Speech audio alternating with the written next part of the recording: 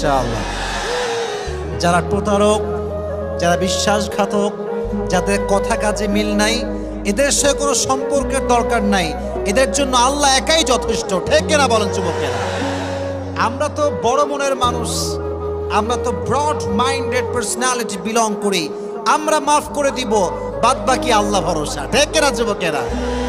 তাহলে প্রথম মেসেজ আজকের এই মাহফিলে, এই যে আমাদের হৃদয়টা আছে, এই হৃদয়ে কোনো হিংসা বিদ্বেষ থাকবে না, কারোর জন্য কোনো প্রতিশোধ থাকবে না। একটা সুন্দর হাদিস শোনাই। নবীজি বলেছেন, আমার জীবনের সবচেয়ে বড় আমল কি তোমরা জানো?